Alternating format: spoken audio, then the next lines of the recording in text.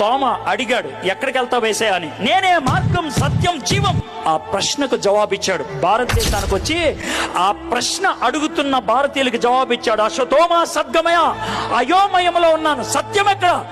యేసయ్య నేనే సత్యం అన్నాడు. తమసోమ జ్యోతిర్గమయ, అంధకారంలో ఉన్నాను, వెలుగెక్కడ? యేసయ్య నేనే వెలుగు అన్నాడు. మృత్యోర్మ అమృతాంగమయ, సావు భయములో ఉన్నాను, అమృతం ఎవరిస్తారు?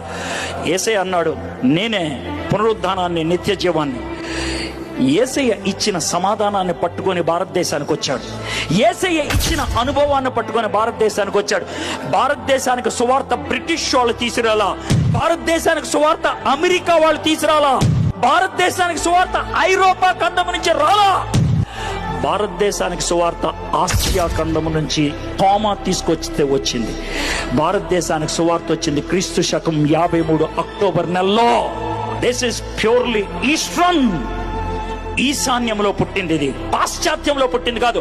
అమెరికా అప్పుడు లేదా, అమెరికా లేదు, అమెరికా లేదు. అమెరికాని కనుక్కుంది 14వ-15వ శతాబ్దంలో. భారతదేశానికి సువార్త వచ్చింది మొదటి శతాబ్దంలో. మధ్యలో 1400 సంవత్సరాల గ్యాప్ ఉంది.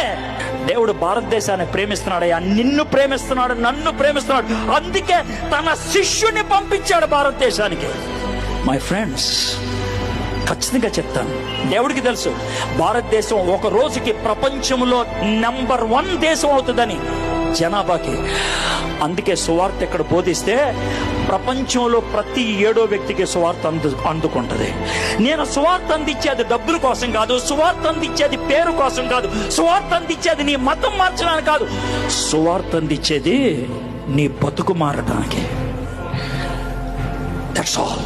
నీకున్న భయం పోగొట్టడానికి, అంతకు మించి ఇంకేం లేదు.